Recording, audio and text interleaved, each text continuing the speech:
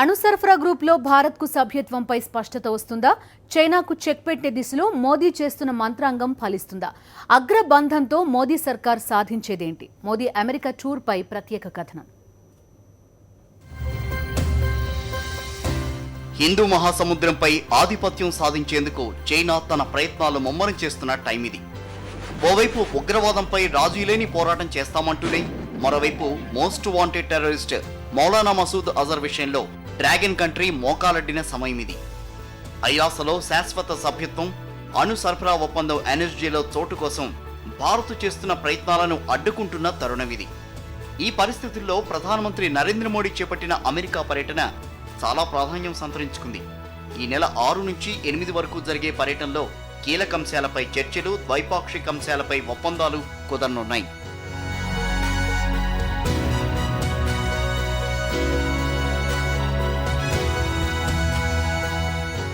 మూడు రోజుల పర్యటనలో మోడీ బిజీగా గడపనున్నారు. 7వ తేదీన వైట్ హౌస్లో అమెరికా అధినేత బరాక్ ఒబామాతో మోడీ భేటీ కానున్నారు.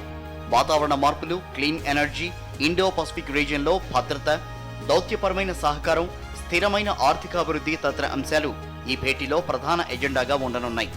వీటితో పాటు అత్యంత ముఖ్యమైన న్యూక్లియర్ సప్లయర్స్ గ్రూప్ ఎన్ఎస్జీలో భాగస్వామి కావడానికి భారత్ చేస్తున్న ప్రయత్నాలపై ఇద్దరు నేతలు చర్చించనున్నారు. వాస్తవానికి ఎన్ఎస్జీలో భారత్కు సభ్యత్వం ఇవ్వాలని అమెరికా గట్టిగానే డిమాండ్ చేస్తోంది. అలాగే Australia group missile technology control regime ఎంటీసీఆర్లో కూడా భారత్ భాగస్వామి కావాలని బలంగా కోరుకుంటోంది. ఈ నేపథ్యంలో మోడీ తాజా పర్యటనలో ఎంటీసీఆర్లో భారత్ చేరే అవకాశాలే కనిపిస్తున్నాయి. ఇదే జరిగితే గనక హైటెక్ మిజైల్స్ ను ఇతర దేశాలకు ఎగుమతి చేసే అవకాశం భారత్కు దక్కుతుంది. పైగా ప్రిడేటర్ డ్రోన్స్ ను అమెరికా నుంచి కొనుగోలు చేసుకోవచ్చు కూడా.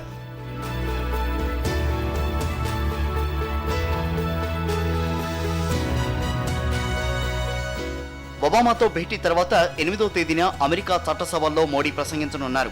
అమెరికన్ కాంగ్రెస్ లో మోడీ ప్రసంగించనుండడం ఇదే మొదటిసారి. అలాగే అమెరికా చట్ట ప్రతినిధులతో కూడా మోడీ సమావేశమయ్యే అవకాశం ఉంది. ఇక ఈ పర్యటనను కాస్త పక్కన పెడితే ఒబామా మోడీ ఫ్రెండ్షిప్ ఆసక్తి రేపుతోంది. 2014లో నరేంద్ర మోడీ ప్రధానమంత్రి అయిన తర్వాత వీరిద్దరూ భేటీ కానుండడం ఇది 7వసారి. ఇప్పటి వరకు 6 సార్లు కలుసుకున్న వీరిద్దరూ తాజాగా వైట్ హౌస్ లో మరోసారి కలుసుకోనున్నారు. పరస్పరం కలుసుకోవడమే కాదు, వీరిద్దరూ చాలా సార్లు ఫోన్లు కూడా చేసుకున్నారు. కుశల సమాచారం అడిగి తెలుసుకోవడంతో పాటు పలు అంశాలపై సమాలోచనలు జరిపారు. ఒక్క మాటలో చెప్పాలంటే మోడీ ఒబామాలు ఏ దోస్తీ హమ్ నహీ తోడేంగే అని పాడుకుంటున్నారని రాజకీయ వర్గాలు సరదాగా కామెంట్ చేసుకుంటున్నాయి. అయితే వచ్చే జనవరితో ఒబామా పదవీకాలం ముగియనున్న నేపథ్యంలో మోడీతో ఆయనకు ఇదే చివరి భేటీ కానుంది.